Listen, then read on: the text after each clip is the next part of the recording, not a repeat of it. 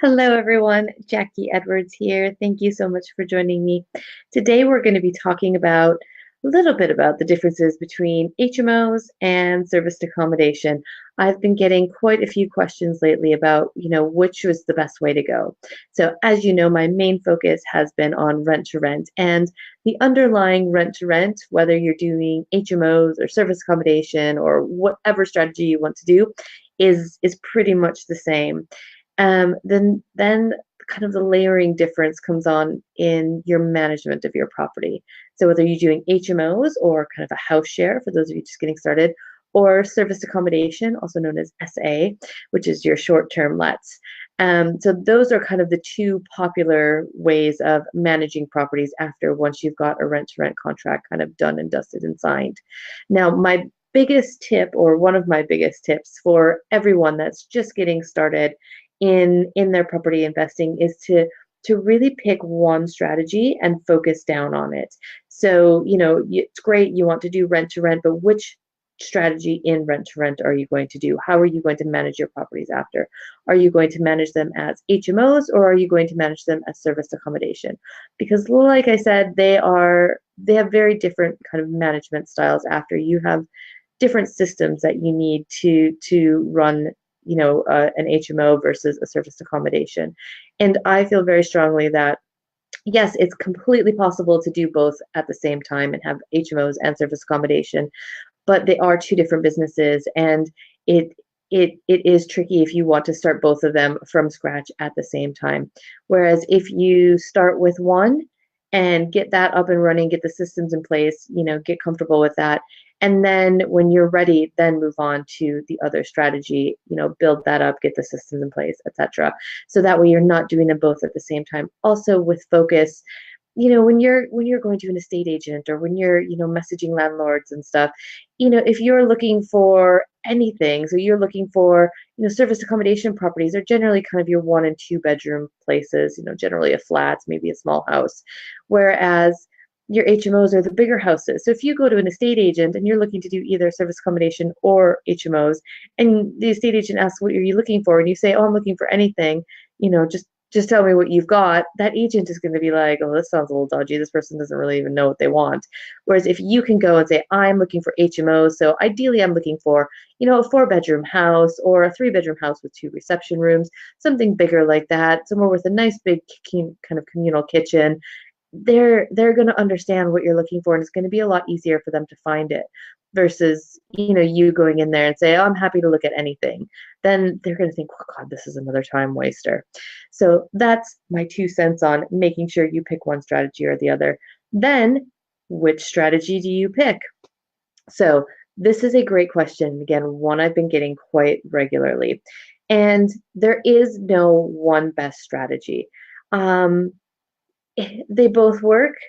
They both work, pretty much anywhere. They both work in the same types of areas.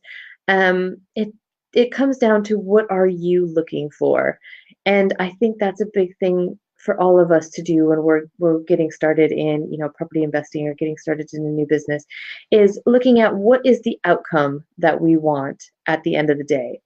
So, do you want to cater towards tenants who are living in your property long term? Do you want to kind of have a connection and a customer service business based on, keeping longer term tenants happy, where, maintenance issues, most tenants are understanding, not always, but, if the shower takes a couple of days to fix, versus when you've got short-term tenants in your serviced accommodation, they expect everything to be kind of like a hotel standard where things are fixed instantly. And actually, they're expecting things not to be broken at all and everything to work all the time.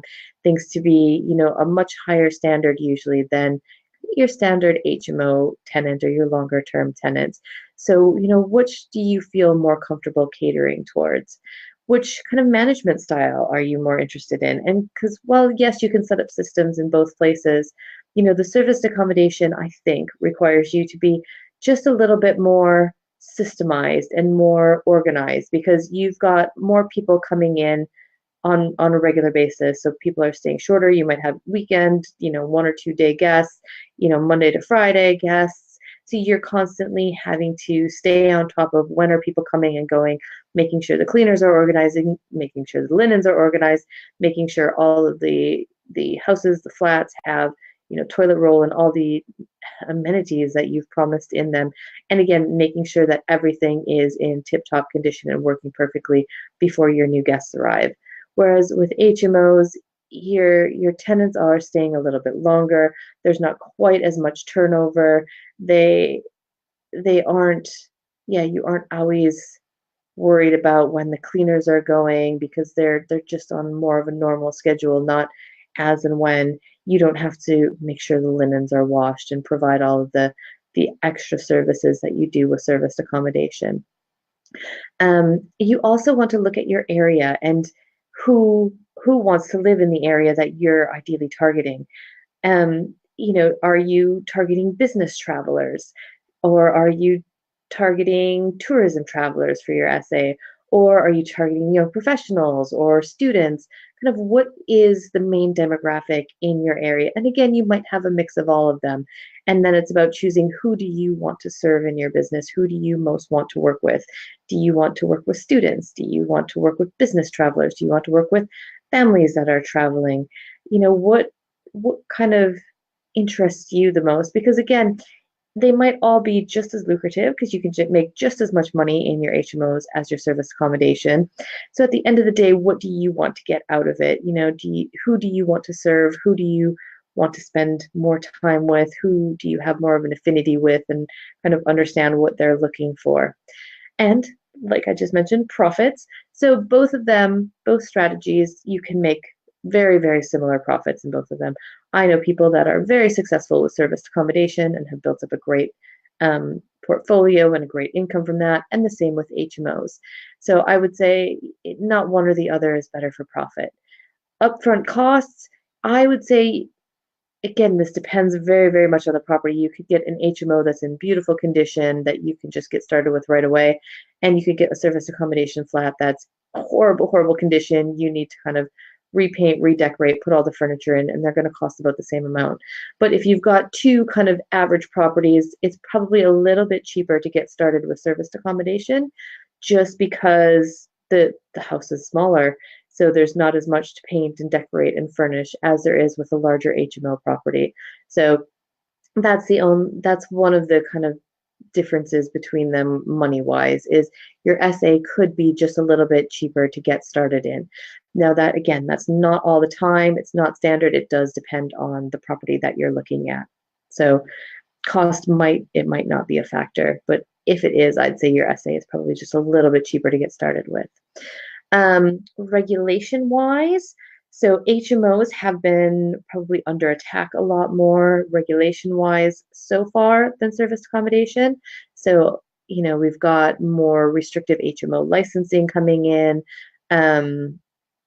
Mortgages and insurance products, they're not all made for HMOs. So you've got to be very, very careful of those types of things and take those into consideration when you're looking at the properties. HMOs can also have a bit of a bad rep with landlords and agents. So not everybody might be super keen for their house to be turned into an HMO, to have multiple tenants running around and coming in and out, even though you're taking care of it. It doesn't really have any extra wear and tear or any extra, work for the owner to do, but some owners can see it that way. Whereas if you look at your serviced accommodation, currently there is less regulation in place for serviced accommodation, but I do think it's coming. So serviced accommodation is a much newer strategy, I would say. So it's just really gaining popularity, but it has been in the news quite a bit. The hotel and tourism industry is not a big fan of it, especially the hotels. So they are lobbying a lot more for more legislation and more regulations around it. If you are looking to do this in London, there is what's called the 90-day rule, which means that you can't rent out a short-term apartment or house for more than 90 days in a year. Now, that's not 90 days per rental, it's 90 days in an entire year. So that's something to be very aware of unless you've got the right planning permission for it. Now, with planning permission, each different council can look at planning differently. So there is no here, this is SA planning category. This is the planning category you need for service accommodation. It's important to talk to your council and see how they look at it and what they would want you to kind of classify it at. Some are fine just as a residential home to rent it out on short-term basis. Some would want you to have a different type of planning class.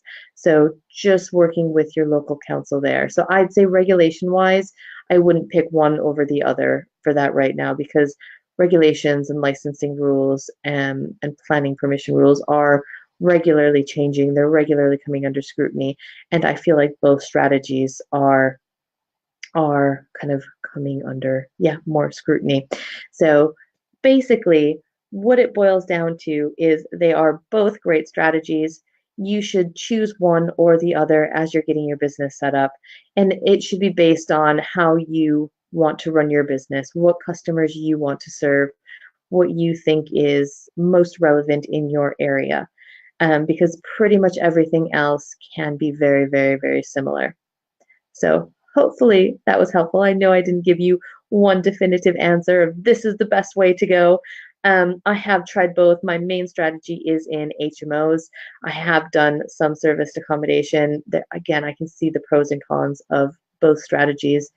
But my biggest advice for you is pick one, stick with it, and yeah, just go with it, and you will be absolutely fine. So thank you so much for joining me today.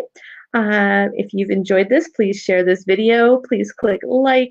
Please leave me a comment. I love all those things. And join me again next week, and I will share more wonderful wisdom on property investing. So thank you again. Have a wonderful week.